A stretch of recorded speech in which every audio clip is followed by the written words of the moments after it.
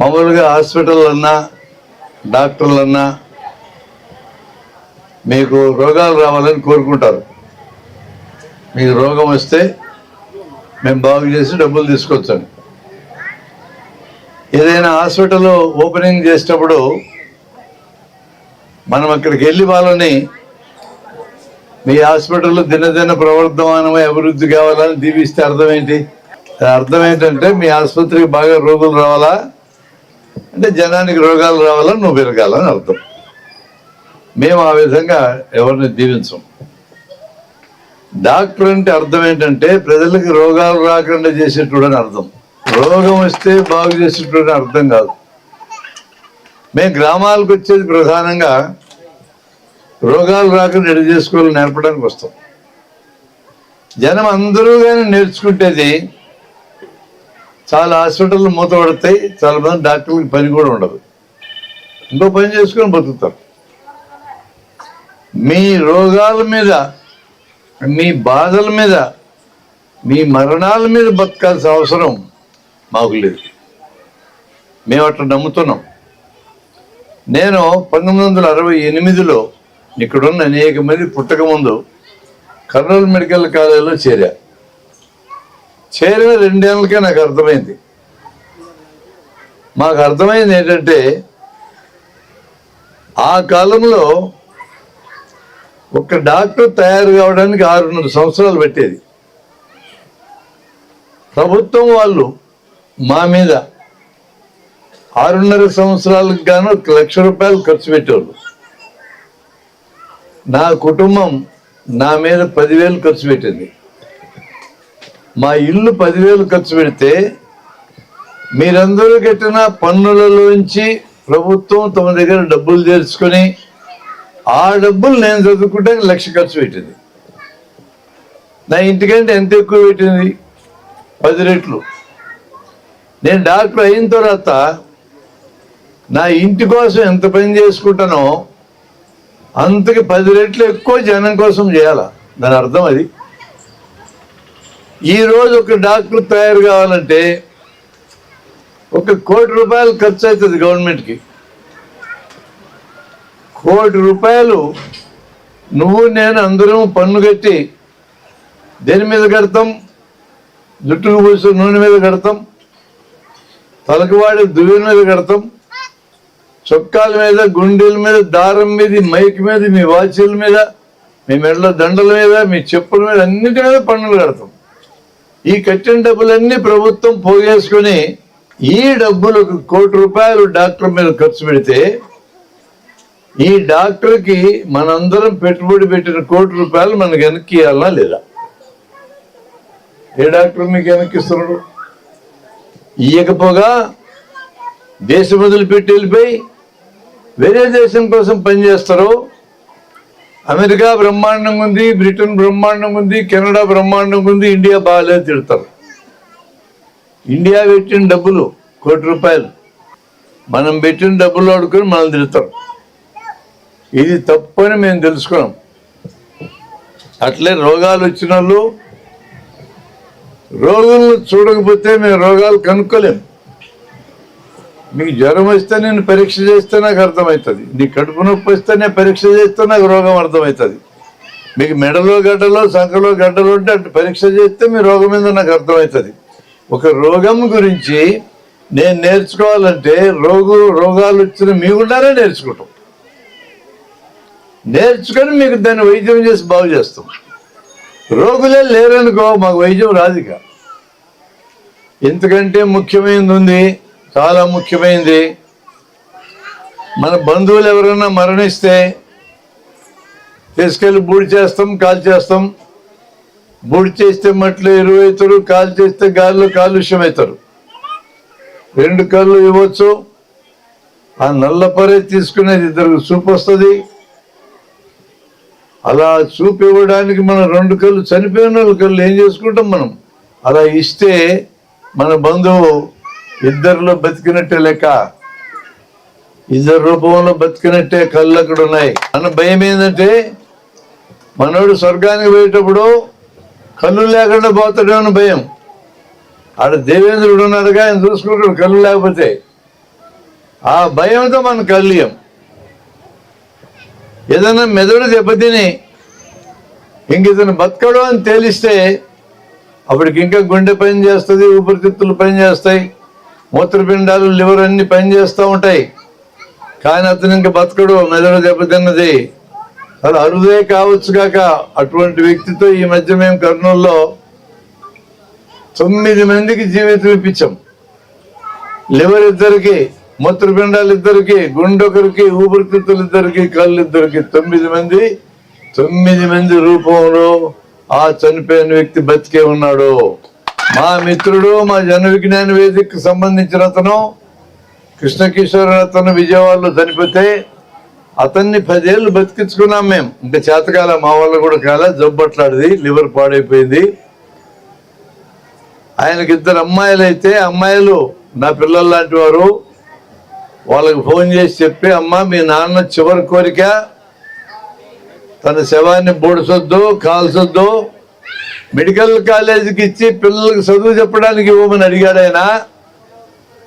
మీరిద్దరు అంగీకరించండి అని చెప్తే విజయవాడలో ఉన్న గన్నవరం పక్కన ఉన్న పిన్నమనేని సిద్ధార్థ అనే మెడికల్ కాలేజీకి ఆయన శవాన్ని ఇచ్చినాం.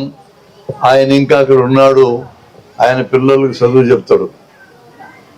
అదంతా గమనించినాక నేను మా మెడికల్ కాలేజ్ కర్నూలు వాళ్ళకి, నేను ఇక్కడే కూర్చున్న నా మిత్రుడు శంకర్రావు, మేము చనిపోయినాక మా శవాలు మెడికల్ కాలేజీకి ఇవ్వాలని రాసి ఇచ్చినాం. నేను గుర్తి ఆర్ఎస్ అయింది. మొట్టమొదటి సంతకం పెట్టినాడు ఆయన, 2వ సంతకం నాది. అంటే మమ్మల్ని ఆ శరీరం గురించి నేర్పించే డిపార్ట్మెంట్లో పెద్ద తొట్లో వండబెడతారు. ఆ తొట్లో ద్రవం ఒకటి పెడతారు, కుళ్ళిపోకుండా శవాలు, దాంట్లో మమ్మల్ని కూడా పండబెడతారు.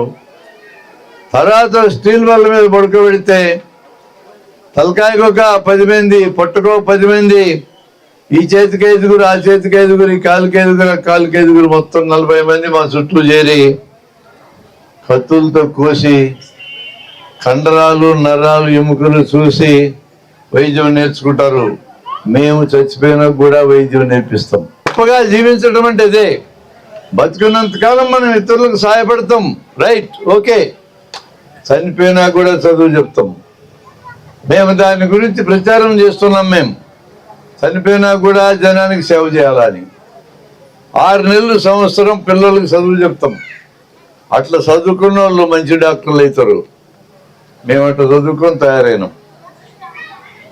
అంటే ఆ స్టీల్ బల్ మీద పండుకున్న అతని పేరేంది, ఊరేంది మనకు తెలియదు. బతుకున్నప్పుడు ఒక పేరుంది, బతుకున్నప్పుడు ఒక ఊరుంది. చనిపోయినాక అవన్నీ మర్చిపోయినాం. చుట్టూ పిల్లలు చేస్తారు, తెల్లకోట్లు వేసుకొని, మెడకాయలు, స్టెథోస్కోప్లు వేసుకొని ప్రతి అవయవాన్ని పరీక్ష చేసి నేర్చుకుంటారు. ఆ విధంగా వాళ్ళు మంచి సర్జన్లు అవుతారు, డాక్టర్లు అవుతారు. ఇవన్నీ మాకు అర్థమైనాయి. 1970లో అర్థమైనాయి. ఇప్పటికి 54 ఏళ్ళైంది మాకు అర్థమైన తర్వాత మేము బతకాలా, నిజమే. బతకటానికి అందరికీ డబ్బులు కావాలా, మీకు కావాలా, నాకు కావాలా, అది కూడా నిజమే. కానీ జనాన్ని అందరినీ దోసుకు తిని బతకాల్సిన అవసరం లేదని మాకు అర్థమైంది. మనం గౌరవంగా బతకడానికి కావాల్సిన డబ్బులు ఈ జనమే ఇస్తారు. ఇప్పుడు నాలాంటి వాళ్ళు ఊరూరు తిరిగి మీకు రోగాలు రాకుండా నేను నేర్పిస్తే, అలా నేర్పించినందుకే నాలాంటి వాళ్ళు బతికించుకుంటారు మీరు. అయినా కొన్ని జబ్బులు వస్తాయి, వాటిని నయం చేసుకోవడానికి ఇటు డాక్టర్ల దగ్గరికి పోవాలి. మేము ఈ మధ్య పుస్తకం రాసినాం. ఒక్క మందు ఆడకుండా, ₹1 ఖర్చు లేకుండా, ఒక్క డాక్టర్ దగ్గరికి వెళ్ళకుండా, ఒక్క ఆసుపత్రిలో చేరకుండా 100లో 80 రోగాలు మనమే బాగు చేసుకోవచ్చు అని రాసి. అట్లాంటి ఒక 2 మీకు నేర్పిస్తాను నేను. మనమే ఎట్లా బాగు చేసుకోవచ్చు. మీలో చాలా మందికి నేను గమనించిన, బాసుపల్లి కానీ మీ ఊరు కానీ, చిన్న జబ్బు వస్తే విపరీతంగా భయపడి ఇన్ని పరీక్షలు చేయించుకొని పెద్ద మోపు పట్టుకొని వస్తారు మా దగ్గరికి. ఇంత పెద్ద కట్ట. ఆ కట్టలో మీ ప్రాణం ఉంది అనుకుంటారు. మాయల్ పకీర్ గారి ప్రాణం చిలుకలో ఉన్నట్టు. ఆ కట్టల్లో మీ డబ్బులు ఉన్నాయి, మీ ప్రాణం లేదు అంటూ. నేను చిన్న చిన్న చిట్కాలు చెప్తా వినండి, ఒక 5-10 చెప్తా, అవి పాటిస్తేనే చాలా మేలు జరుగుతుంది. జ్వరము,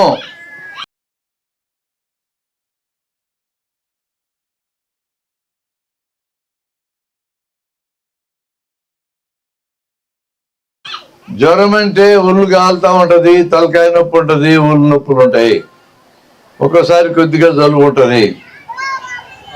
మనకు వచ్చే జ్వరాలలో 100లో 80 జ్వరాలు 5 రోజుల్లో వాటంతట అయ్యే తగ్గిపోతాయి, ఏ మందు వాడకపోయినా.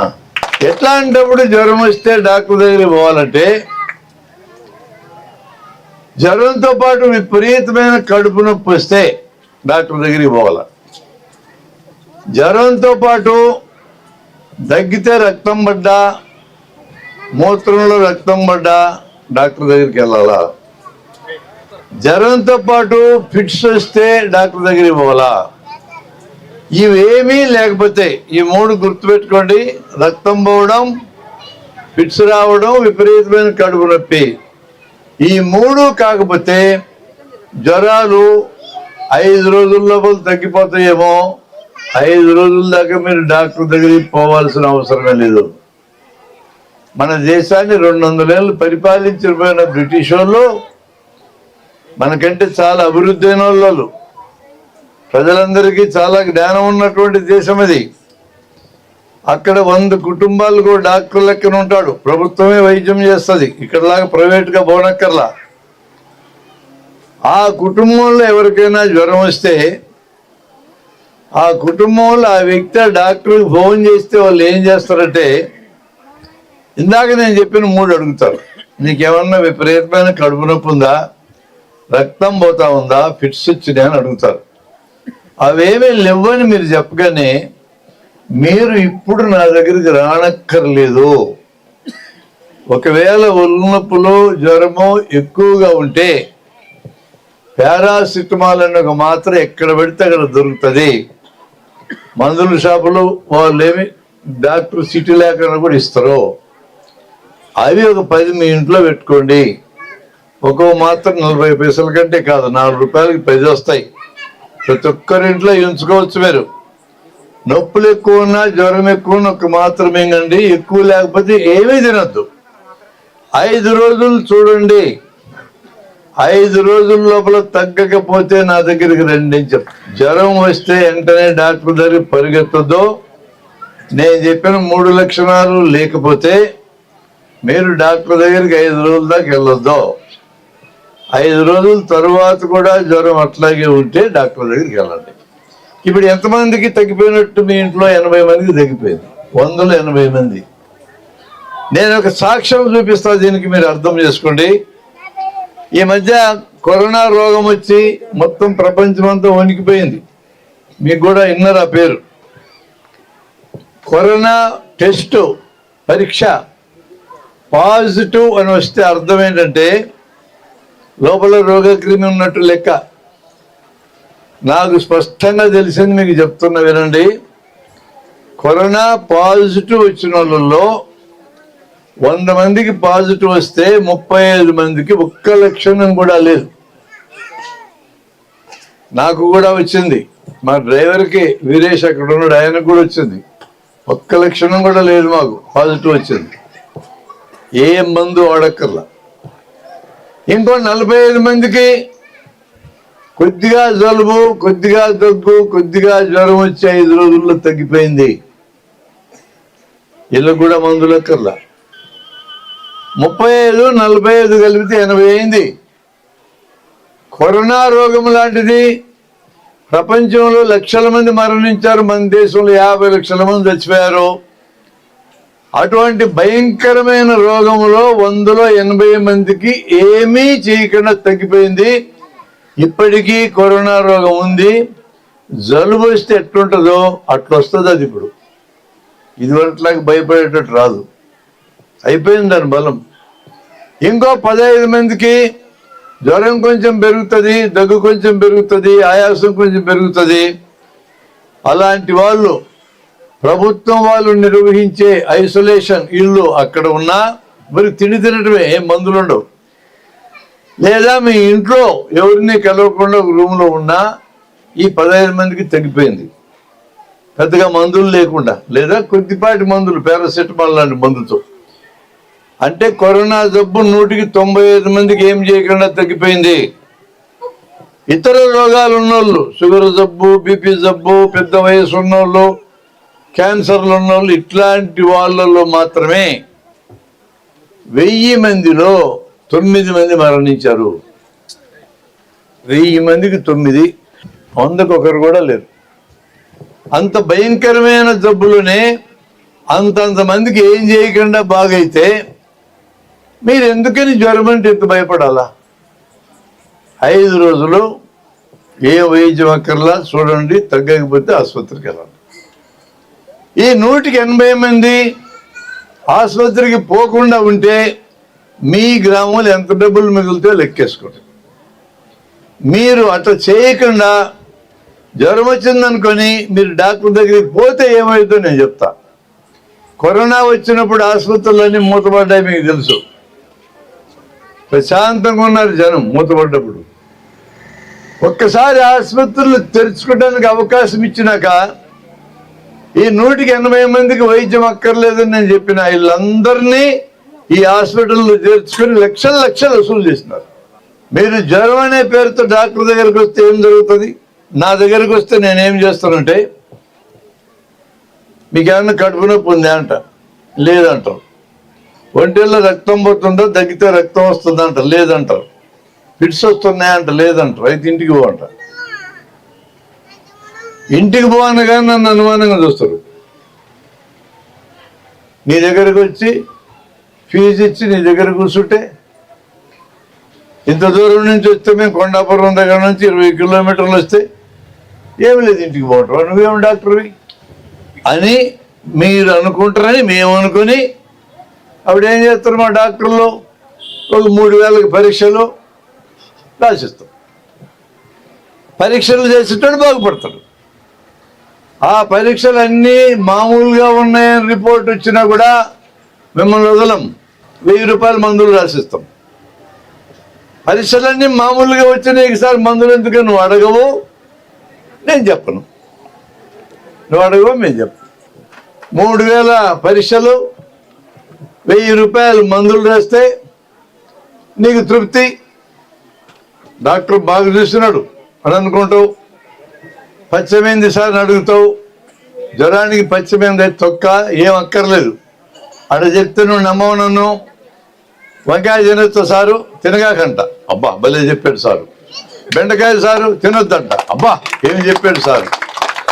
చికెన్ తినగాకు, నువ్వు ఏమడిగినా తినగాకంట, నా పులుసు మేమంది, నువ్వేమన్నాడు తినొద్దంట. అలా చెప్తే పెద్ద డాక్టర్ ఏం కాదు అన్ని తినంటే. అందుకని మేము పని కట్టుకొని అది తినగాక ఇది తినగాక ఇది తినగాక అంటాం. వంకాయ తినగాకు, బెండకాయ తినగాకు, బీరకాయ తినగాకు, కాకరకాయ తిను, నీకు జ్వరం తగ్గుద్ది అంటాడు డాక్టర్. తినాల్సింది నువ్వు. ఇట్లా చెప్తాం సలహాలు. 4000 నీకు ఖర్చు అయితే నీకు తృప్తి. ఎక్కువ ఖర్చు పెట్టి ఇచ్చే డాక్టర్ పెద్ద డాక్టర్ అనుకుంటున్నారు మీరు, తప్పది. జ్వరానికి 180 కేసులకు వైద్యం ఎక్కర్లేదు. నేను అలా చెప్తే నన్ను అనుమానంగా చూస్తే అలాంటి డాక్టర్లు తక్కువ మంది ఉంటారు. నా దగ్గరికి రోజు చూపించుకోవడానికి వచ్చి 20 మందిలో 5 వెనక్కి పంపిస్తుంటా. అది వెనక్కి పంపించే జబ్బులేందో మీకు చెప్తా నేను, మీరు జాగ్రత్తగా ఉంటానికి చెప్తున్నా నేను. జ్వరం 180 కేసులు చూడాల్సిన అవసరం లేదు, డాక్టర్లు పనే లేదు. పెద్ద జ్వరాలంటే చూద్దాం, నేను చెప్పినా కదా లక్షణాలు. 5 రోజుల్లో తగ్గకపోతే మీరు ఇంటి దగ్గర ఉండొద్దు, డాక్టర్ దగ్గర ఇవ్వండి. మీలాంటి ఊరు నుంచి ఓ పిల్లని పట్టుకొచ్చారు, 10 ఏళ్ళ పిల్లని ఇట్టాడు అని. మెడకాయలో చిన్న గడ్డ ఉంది, ఇక్కడ చూపించాడు. ఏమైతే అన్న, గడ్డ సార్ అని రావు, గడ్డే అన్న. తీయాలి సార్ దాన్ని. ఎంత గడ్డ అయినా మెడకాయలో తీయాలంటే 5000 అవుతుంది. ఎందుకు తీయాలా అన్న? అదేమన్నా క్యాన్సర్ అవుతుందేమో సార్ అన్నాడు. నువ్వే క్యాన్సర్ తీర్మానించుకొని వస్తావు నా దగ్గరికి, మేమెందుకు? లేకపోతే టీబీ జబ్బు ఏమో అంటావు. గుర్తుపెట్టుకోండి మిత్రులరా, మెడకాయలో ఒక్క గడ్డ, సింగిల్ గడ్డ ఉంటే అది టీవీ కాదు. గడ్డ ఒకదానికోటి అతుక్కొని ఉంటే, గుర్తుపెట్టుకోండి, గడ్డ ఒకదానికోటి అతుక్కొని ఉంటే, అలా అతుక్కొని ఉంటేనే దాన్ని పరీక్ష చేయాలా. అలా అతుక్కుంటే టీవీ గడ్డ అయి ఉండొచ్చు. నా దగ్గరికి మెడలో గడ్డలని వచ్చే వాళ్ళలో 190 మంది నచ్చదు, జనానికి నచ్చదని చెప్తే పరీక్షలు ఏమి చేయాలి సారు, నా భుజం ఏం పోతురా, చేస్తా, పైసలు వస్తాయి నాకు, ఏం పరీక్షలు అక్కర్లేదంట. మరి మందులో అక్కర్లేదు, ఇంటికి పో. ఇంత దూరం నుంచి వచ్చినా సార్, ఇంత దూరం కాదు, బెజవాడ నుంచి రా, నాకెందుకు, నీకు వైద్యం అక్కర్లా, వైద్యం అక్కర్లేదు నీకు. చిన్న సింగిల్గా ఉండే గడ్డలు ఏం చేయవు. సంఘాల్లో గడ్డలు ఉంటాయి, గజ్జల్లో గడ్డలు ఉంటాయి, చర్మం కింద ఉంటాయి ఇంత గడ్డలు. ఇక్కడ ఈ మొత్తాన్ని నేను పరీక్ష చేస్తే 10 మందికి ఉంటాయి ఇట్లాంటి గడ్డలు చర్మం కింద. మీకు భయం ఎక్కువ, ఏదో కష్టపడి సంపాదించుకుంటారు, అవి అయిపోయేదాకా నిద్రపోరిక. మీ పరిస్థితి, మీకు భయం ఎక్కువ. మీకు భయం లేకపోతే మీ పక్కింటి భయం పెడతారు. గడ్డుంటే చూపించుకోలేదు రా, డాక్టర్ గుర్తికి పోదాం అని వస్తారు. గడ్డ ఉంటే ఏం చేస్తుంది? సంకల్లో గడ్డలు, గజ్జల్లో గడ్డలు, మెడకాయల్లో గడ్డలు, సింగిల్గా ఉన్న గడ్డలు ఏమీ చేయవో, వదిలేయండి. వైద్యం అక్కర్లేదు, మీరు డాక్టర్ దగ్గరికి కూడా పోవచ్చు.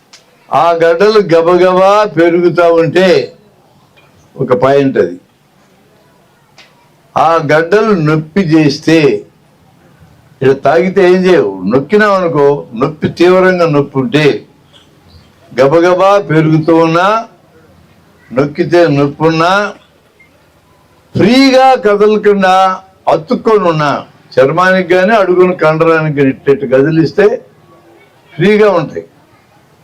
ఫ్రీగా ఉంటే ఏం చేయక్కర్లా, కదలకుండా అతుక్కొని ఉంటే, గడ్డ మీద పుండు పెడితే 4 పాయింట్లు, సింగిల్గా ఉండే గడ్డ గబగబా పెరగకపోతే, నొప్పి లేకపోతే, చుట్టూ అతుక్కోకుండా ఫ్రీగా ఉంటే, పుండు పడకుండా ఉంటే ఈ గడ్డలు ఏమీ చేయవు. ఇంకోటి అట్లాంటిది చెప్తాను, గుండెలో చురుక్కు అంటుంది సార్ అని వస్తారు నా దగ్గరికి. గుండెలో చురుక్కు అనే పద్ధతిలో గుండె జబ్బు రాదు. గుండె జబ్బు ఎట్లా వస్తుందంటే, మంటలాగా రావచ్చు, బరువు పెట్టినట్టు రావచ్చు, బిగదీసినట్టు రావచ్చు. ఈ 3 రకాలుగానే వస్తుంది. హార్ట్ అటాక్ కానీ, గుండె నొప్పి కానీ ఈ పద్ధతిలోనే వస్తుంది. పై పొట్టలో కానీ, ఎదురు ఎముకెనక కానీ, ఎనపక కానీ 3 చోట్లే వస్తుంది. చురుక్కు అని రానే రాదు. చురుక్కు అని వచ్చిన వాళ్ళు భయమైంది, ఇది గుండె జబ్బు, హార్ట్ అటాక్ ఏమో అని భయపడుతూ వస్తారు. ఇదివరకు 40 ఏళ్ళు పైబడిన వాళ్ళకి హార్ట్ అటాక్ వచ్చేది, ఇప్పుడు 20 ఏళ్ళ పిల్లలకు కూడా వస్తూ ఉంది. కాబట్టి భయమే. మరి సంపాదించుకొని బతకాల్సిన పిల్లలు హార్ట్ అటాక్ చచ్చిపోతే ఎట్లని భయం ఉంటుంది. చురుక్కు అంటుంది సార్ అని వస్తారు. మీకు గుండె జబ్బు లేదని నాకు ముందే అర్థమవుతుంది, మీరు చెప్పగా నాకు తెలిసిపోయింది. కానీ డాక్టర్ ఏం చేస్తాడు, మీరు మాలాంటి డాక్టర్ల దగ్గరికి రారు, చురుక్కు అని డైరెక్ట్గా అనంతపురంలో గుండె డాక్టర్ దగ్గర చేరతారు. ఏ గుండె డాక్టర్ కూడా చురుక్కు అని గుండె జబ్బు రాదు ఇంటికి పోని చెప్పడు. ఈసీజీ తీయించుకో, ఇంత పొడుగు రీల్ వస్తుంది. ట్రెడ్మిల్ అని సైకిల్ దొక్కి ఈసీజీ తీయించుకో, 1000 రూపాయలు. ఇంకో పరీక్షని స్కానింగ్ చేయించుకో, 1000 రూపాయలు. ఇన్ని చేసినాక రక్త పరీక్షలు చేయకుండా ఊరుకుంటారా? 500, 3000. అన్నీ చేసినాక నీ గుండె జబ్బు లేదని వచ్చినా కూడా మందులు రాయిస్తారు. అట్లా రాదు గుండె జబ్బు. నా దగ్గరకు ఒకసారి గుత్తిలో ఉన్నప్పుడు కరెంట్ లైన్మన్ ఒక పిల్లని పట్టుకొచ్చారు, 22 ఏళ్ళ వయసు ఉంటుంది. కరెంటు తీగల దగ్గర పని చేస్తూ ఉంటే షాక్ కొట్టి పడిపోతే పట్టుకొచ్చారు. 10 నిమిషాలు అయింది షాక్ కొట్టి, నా దగ్గరకు వస్తాడు, చచ్చిపోయాడు. పెళ్ళి 2 ఏళ్ళు అయింది. ఆ పిల్ల 20 ఏళ్ళ వయసు అమ్మాయి, 3 నెలల పసిబిడ్డను సంకలేసుకొని వచ్చింది. పేదోళ్ళు పాప, మా బిడ్డ ఒంటి మీద బట్టలు కూడా సరిగా లేదు. ఆ మొగుడు పని చేస్తే కుటుంబం నడుస్తుంది. ఆడి పని పోతే ఆ కుటుంబం వీధుల్లో పడుతుంది. సంపాదించుకునేటోళ్ళు కుప్పలు కుప్పలు సంపాదిస్తూ ఉంటారు, జనం కొంపలు ముంచుతూ ఉంటారు. లేనోని పట్టించుకునేవాడు లేనే లేడు ఇక్కడ. వాడు అప్పటికి 10 నిమిషాల్లో నేను చచ్చిపోయి నేనేం చేయలేను. నేను ఇంకో సంఘటన చెప్తానండి. 1990 ఎన్నేళ్ళు అయి ఉంటుంది, 34 ఏళ్ల క్రితం తిరుపతికి దక్షిణాన కమ్మవారి కండ్రిగా అనే ఊరుంది. ఆ ఊళ్ళో జనానికి అందరికి చదువు చెప్పినాం. ఆ కాలంలో మేము, ఈ పెద్దోళ్ళు కొంతమందికి తెలుసు. చదువు పూర్తయినాక వైద్యం నేర్పించడానికి 2 రోజులు క్యాంప్ పెట్టి ఆ ఊళ్ళో నేను ఆ ఊరి పిల్లలు 100 మంది, పక్క ఊళ్ళల్లో 100 మందిని పిలిపించినాం. మేము రూపాయి ఖర్చు పెట్టలా. పక్క ఊరి నుంచి వచ్చిన ప్రతి ఒక్కరిని ఈ ఊళ్ళో కుర్రోడు ఇంటి పట్టుకెళ్ళి బో పెట్టాల. మేము బో కూడా ఉండాల. మేము పోయినాం నేర్పడానికి. మేము కూడా ఒక ఇంటికి పోయి పోతున్నాం. ఒక కళ్ళంలో పెట్టాం ప్రోగ్రాం. వాళ్ళ ఇళ్ళలో పడుకోవడం, వాళ్ళ ఇంట్లో పెట్టి తినలు రావడం, వీడు నేర్చుకోవడం. దమ్మిడి ఖర్చు లేదు. పాంగరిస్తే ఏం చేయాలి, తెలుగుడితే ఏం చేయాలి, తెరటికలు కుడితే ఏం చేయాలి, పురుగు మందులు తాగితే ఎట్ట బతికించాలో అని, పిడుగుబడితే ఎట్ట బతికించాలా, కరెంటు షాక్ కొడితే ఎట్ట బతికించాలి, ఇవన్నీ నేర్పించా నేను. చదువు లేని పిల్లలకు నేర్పించినాం, చదువు ఉన్న వాళ్ళకి కాదు. మీ దగ్గర చదువుకొని ఉద్యోగాలు రాక ఖాళీగా ఉన్న పిల్లలు కనీసం 200-300 మంది ఉన్నారు మీ ఊళ్ళో. 200-300 మందికి ఒక విద్య చేతిలో ఉందనుకో ఎంత బలం అది. మేము ఇది నేర్పించినాక నెలకి వర్షాకాలం వచ్చింది. ఉరుములు పిడుగులు. ఒక పొలం దున్నే రైతుకి మేము నేర్పించినాం. అప్పటికే వాడి మీద పిడుగు పడింది. పిడుగు పట్టడం అంటే ఏం పడదు, పైనుంచి ఆకాశంలో అర్జునుడు రథం వేసుకొని పోతా ఉంటే చీల జారిన ఎత్తున పడదు అనుకుంటాం మనం. చీల లేకుండా జారినాక చక్రం ఊరుకుంటుంది, అది పడదా? అర్జున అర్జున అర్జున అనేవాళ్ళం మేము చిన్నప్పుడు. పారదా పారదా పారదా, పలుగునా పలుగునా పలుగునా పెడకన్నా ఉంటుందని. ఏం చేయవు, అర్జునుడు ఆడేం తిరగడు. ఆయన ఎప్పుడూ చచ్చిపోయాడు.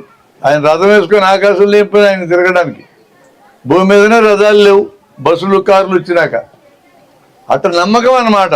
అదేం కాదు, అది కరెంటు షాక్. అది మెరుపు మెరిసిందంటే కరెంటు షాకు. ఆ మెరుపు మనకు తగిలింది, గుండె ఆగిపోయింది ఆ రైతుకి. పక్క పొలం దున్నేటోడు, చదువు లేదా వాడికి మేము నేర్పించిన వాడు ఉన్నాడు. మనిషి పడిపోగానే వాడికి అర్థమైంది. వెళ్ళిపోయి మెడకాయలో ఈ కింద ఇక్కడ చూశాడు. మీ అందరికి కనపడుద్ది నాడి. ఎడేలు పెట్టుకొని మీకు తెలుస్తుంది నాడి. ఎముక కిందనే నాడి తెలుస్తుంది. చాలా సులభం కనుక్కోవడం. నాడి తెలియలా, గుండె ఆగిపోయిందని అర్థమైంది. నేల మీద పడుకోబెట్టి ఎదురు మెముక మీద 20 సార్లు నొక్కాడు. అదంతా కూడా పద్ధతి ప్రకారం నేర్పిస్తాను నేను. వాడికి ఎట్ట పడితే అట్లా నొక్కకూడదు. ఆ పద్ధతి వాడికి నేర్పించా, నొక్కాడు. ఆడు దాదాపు చచ్చిపోయిన లేచి కూర్చొని ఏమైంది నాకు అన్నాడు. నీ గుండె ఆగిపోతే నేను ఆడిచ్చిన అన్నాడు వాడు. నీకు గుండె ఆగిపోతే నేను ఆడిచ్చిన అన్నాడు. ఒక్క అనుభవం చాలదా జీవితానికి? నేను ఒక మనిషిని బతికిచ్చిన అనే ఫీలింగు. చదువులేని పిల్లకాయ మనిషిని బతికిచ్చినాడు. మీరు నేర్చుకుంటే మీరు అందరూ అంటే బతికించలేరు. అవసరమైతే అది నేర్పించాం మేము. గుండె ఆగిపోతే ఆడిచ్చేది ఎలా అని.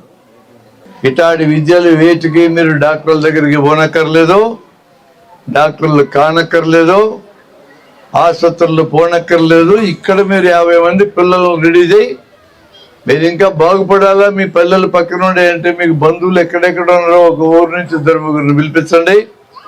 100 మందికి ఒకేసారి నేను నేర్పిస్తా. ఒక్క రోజు ఉంటే నేను 4-5 టెక్నిక్లు మీకు నేర్పిస్తాను. నాకు మీరు ఏమి ఇయ్యక్కర్లా, నేర్పించడమే నాకు ఇష్టం.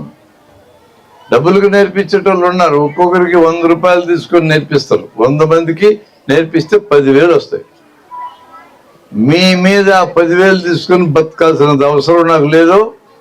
మీలాంటి జనం మాకు ఫీజు కింద ఇచ్చిన డబ్బులతోనే బతుకుతాను. అది చాలు మాకు అదనంగా మీరు ఎవరు ఇయ్యక్కర్లేదు. అంత సులభంగా మనం నేర్చుకోవచ్చు. మనిషిని బతికించవచ్చు మనం. కంట్లో నలకబడదు అనుకోండి, పొలాల్లో పని చేస్తారు, కంట్లో నలకబడితే కన్ను మంట పడుతుంది. నేను ఇప్పటికి 50 ఏళ్ళ నాడు మంగళ పని చేసి అయ్యన్న ఒక ఆయనకి కర్నూలు నేర్పించా. ఎప్పుడైనా కంట్లో నలకబడితే కన్ను నలపకూడదు. ఫస్ట్ పాయింట్ అది.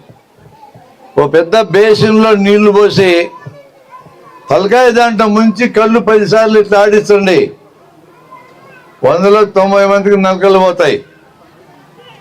ఇంకా పోకుండా ఏదో ఉందనిపిస్తే కన్నిటి తెరవండి, చెత్వారం కళ్ళద్దాలతో చూడండి. ఎవరెవరికి చెత్వారం అద్దాలు, ఇప్పుడు నాది చెత్వారం అద్దం లాంటిది, చదవడానికి కోరుకుంటా. ఈయన కళ్ళద్దాలు కింద చెత్వారం అద్దం ఉంది, కింద భూతద్దం ఉంది, పైన మామూలు అద్దం ఉంది. ఈ అద్దాలు మన ఊళ్ళో ఎవరెవరికి ఉంటాయి. అద్దం తీసుకొని చూస్తే నల్లగుడ్డు మీద కానీ తెల్లగుడ్డు మీద కానీ సన్నటి నల్లని నల్లక కనపడుతుంది. ఒక న్యూస్ పేపర్ ముక్క తీసుకో, చిన్న ముక్క, నీళ్ళలో తడుపు. ఈ చెత్వారం అద్దాలు చూస్తూ ఆ నల్లగా కనపడి నలక మీద పెట్టి ట్రై లేచి వస్తుంది నలక. ఎంతమందిలో 90 మందికి నీళ్ళల్లో కళ్ళు పెట్టి ఆడిస్తే బాగైంది. మిగతా 10 మందిలో 9 మందికి నలకలు లేచి వస్తాయి. ఇక నీకు మిగిలింది ఒకడు. ఆ ఒక్కడిని కంటి డాక్టర్ దగ్గర పంపు. ఈ 199 మందికి కంట్లో నలకబడితే నువ్వు డాక్టర్ దగ్గరికి పోకుండా ఇక్కడే బాగు చేయొచ్చు. ఇది నేర్పించా అయ్యన్న ఆయనకి, నా మిత్రుడు ఆయన. ఇంతవరకు ఒక్కటి ఫెయిల్ కాకుండా 35 ఏళ్ళ నుంచి తీస్తున్నాడు ఆయన. రోజుకి 10 మందికి నడువు నొప్పి వస్తుంది. ఇప్పుడే చూసి వచ్చిన సొరకాయలపేటలో మా బంధువు ఒక ఆయన ఉంటే నడువు నొప్పి ఒక ఆమెకి. నడువు నొప్పి, కాళ్ళు వీక్నెస్ వస్తే తప్ప నువ్వు డాక్టర్ దగ్గరికి పోవక్కర్లా. 100కి 95 కేసుల్లో నడువు నొప్పి వస్తే ఇలాంటి గట్టిగా ఉండి బల్ల మీద పడుకోవాలా. నెల 15 రోజులు పడుకున్నప్పుడల్లా గట్టిగా ఉండి దాని మీద పడుకోవాలా, లేదా నేల మీద, అరుగు మీద. తలకాయ కింద దిండు పెట్టకూడదు. ఈ నెల 15 రోజులు ముందుకు వంగి బరువులు ఎత్తకూడదు. నొప్పి ఎక్కువగా ఉంటే నొప్పి మాత్రం, ఇందాక నేను చెప్పిన పారాసిటమాల్ మాత్రం వేసుకో. ఒక 5-10 రోజులకి నీకు నొప్పి తగ్గడం మొదలవుతుంది. 100లో 95 మందికి నొప్పి తగ్గడం మొదలవుతుంది. నొప్పి తగ్గినాక నువ్వేం చేయాలంటే నడుముకి ఎక్సర్సైజ్ చేయాల. చాలా సింపుల్. ముందుకి టొంగాల, నొప్పి వస్తే ఆగిపోవాలా. వెనక్కి వంగాల, ఇటు వంగాల, ఇటు వంగాల, ఇటు తిరగాల, ఇటు తిరగాల. 6 మూమెంట్స్. ముందుకి వెనక్కి, ఎడం పక్క, కుడి పక్క, ఇటు గర్రం తిరిగి, ఇటు గర్రం తిరిగి. రోజుకి 50 సార్లు చేయాలి. అట్లా నొప్పి తగ్గినాక చేయాలి, నొప్పి ఉన్నప్పుడు చేయకూడదు. ఈ నెల 15 రోజుల లోపల 100లో 95 మందికి బాగవుతుంది. ఏమి ఖర్చు అయింది? నేల మీద పడుకోమన్నా, నిండు తీసేయమన్నా, ముందుకంగి బరువులు ఎత్తగా కన్నా నెల 15 రోజులు, 10 రోజుల కల్లా నొప్పి తగ్గగానే నడుముకి ఎక్సర్సైజ్ చేయమన్నా దమ్మిడి ఖర్చు లేని కార్యక్రమం. ఈ 5గురు మిగిలినారు. ఇక ఈ 5గురు మాత్రమే డాక్టర్ దగ్గరికి వెళ్తే ఎక్స్రే వరకే తీయించుకోండి, 200 అయిపోతాయి. ఎంఆర్ఐ పరీక్ష చేయించుకోకండి. ఎంఆర్ఐ అంటే 8,000 అవుతుంది. చాటలాగా అవుతుంది. ఇంత పెద్ద సంచి పట్టుకొని మా దగ్గరికి వస్తారు. మీ జంగాలైన ఒక ఆయన వచ్చాడు, ఇంత పెద్ద సంచి పట్టుకొని. ఏమయ్యా అన్న, ఎంఆర్ఐ తీయించుకున్నా సార్ అని. అంటే ఖర్చు ఎక్కువైతే ఆనందం వాళ్ళకి. ఎందుకు తీయించుకున్నావు? నడుము నొప్పి. ఎవరు చెప్పినారు నీకు? నేనే పోయినా. నువ్వే పోయేదేదిరా? తలకాయ నొప్పి అంటే ఎంఆర్ఐ 6,000. తలకాయ నొప్పి 100 కారణాలతో వస్తుంది. తలకాయ లోపల కణితి క్యాన్సర్ ఉంటేనే ఎంఆర్ఐ తీయాలి, మిగతాప్పుడు అనవసరం. నేను చెప్తా తీయించాలి లేదు. నన్ను ఎందుకు అడగరు? మీరెందుకు తీసుకొని వస్తారు? మీకు భయం ఎక్కువ. భయం ఎక్కువ అయ్యేటప్పటికి డైరెక్ట్గా డాక్టర్ దగ్గరికి వెళ్ళి తలకాయ తీసారు ఎంఆర్ఐ. ఎంఆర్ఐ పరీక్ష రాస్తే మా డాక్టర్కి 2,000 వెనక్కిస్తారు కమిషన్. మా హాస్పిటల్ ఒక్కటే కమిషన్లో తీసుకోవచ్చు. అది 2,000 మా పేషెంట్కి తగ్గించమంటాం. ఏ పరీక్ష పంపించినా వెనక డబ్బులు వస్తాయి. మాకొద్దు, మా పేషెంట్లకు తగ్గించు. మీరు పోయి డైరెక్ట్గా పోతే ఎవరికి తగ్గిస్తారు? వాళ్ళు ఎవరికి తగ్గిస్తారు? మొత్తం మీకు కూడా ఆ చాట పట్టుకొని నువ్వు బయలుదేరుతావు. అనవసరమైన పరీక్షలు చేయించుకోకండి, అనవసరమైన మందులు వాడద్దు. ఈ సబ్జెక్ట్ నేర్పడానికే నేను వస్తా, మీరు నేర్చుకోండి. ఒక 2 అలవాట్లు నేను చెప్పాలి, మీకు కొంచెం కష్టమే వాటిని వదులుకోవడం. పొగ తాగకూడదు, అత్యంత ప్రమాదకరమైనది పొగ. సిగరెట్, బీడీ, సుట్ట నీ కొంపలు ముంచుతాయి. వాటి వలన నోటి దగ్గర నుంచి ముడ్డి దగ్గర క్యాన్సర్లు వస్తాయి. ఎక్కడ పడితే అక్కడ ఊపిరితిత్తుల్లో క్యాన్సర్ వస్తుంది, గుండె జబ్బులు వస్తాయి, హార్ట్ అటాకులు వస్తాయి, మెదడు రక్తనాళాలు చిట్లిపోతే పక్షవాతాలు వస్తాయి. ఇన్ని రోగాలు వస్తాయి పొగ తాగితే. ఒక్క రోగాన్ని కూడా మేము బాగు చేయలేం. నువ్వు ఎప్పుడు చచ్చిపోతావు చెప్పగలవు. పొగ మీరే వదులుకోవాలా. నేను చెప్తున్నది ఎంత ప్రమాదం. రెండో ప్రమాదకరమైంది సారాయి. తాగండి, కొంపలు ముంచుకోండి. మీరు సారాయి తాగడం అంటే గవర్నమెంట్లు బాగుపడితే మీరు నాశనం అవుతారు. ఇంత తాగితే బాగానే ఉంటుంది కదా అంటాడు డాక్టర్, బుద్ధి లేనాడు. వాడికి ఇంత తాగి అలవాటు ఉంది రోజు, అందుకని చెప్తున్నాడు మిమ్మల్ని తాగమని. డాక్టర్ తాగినా పోతాడు, ఇంజనీర్ తాగినా పోతాడు, నువ్వు తాగినా పోతావు. సారాయి తాగితే లివర్ జబ్బు వస్తుంది, గుండె జబ్బులు వస్తాయి, ఊపిరితిత్తుల జబ్బులు వస్తాయి, కిడ్నీ జబ్బులు వస్తాయి, పేగుల జబ్బులు వస్తాయి, మతి మరుపు వస్తుంది. ఎవరి దగ్గర అప్పు తెచ్చుకుంటే మర్చిపోతావు, ఇచ్చినోడు పోతాడు, నీకేం బాగానే మర్చిపోతావు. సారాయి తాగితే యాక్సిడెంట్లు జరుగుతాయి, సారాయి తాగితే నేరాలు జరుగుతాయి. పనికిమాలిన అలవాటు అది. ఇదివరకు సినిమాల్లో హీరోయిన్లు దొంగతనంగా తాగేటోళ్ళు హీరోలు, ఇప్పుడు పబ్లిక్ తాగుతున్నారు ఈ కొడుకులంతా. హీరోయిన్లు అసలు తాగేటోళ్ళు కదా, ఇప్పుడు వాళ్ళు తాగుతున్నారు. చదువుకు పంపిస్తే మన పిల్లల్ని కాలేజీల్లో తాగుతున్నారు. నాశనం అయిపోతుంది దేశం, చెప్తున్నాను నేను. అవి వదులుకుంటే 20 రకాల జబ్బులు రాకుండా ఉంటాయి. జబ్బులు రాకుండా ఉండడానికి అనేక పద్ధతులు మేము మీకు నేర్పిస్తాం. మిత్రులారా, ఎవరెవరైతే ఇట్లాంటి విషయాలు నేర్చుకోవాలనుకుంటారో మీ ఊళ్ళోనే సెలెక్ట్ చేయండి.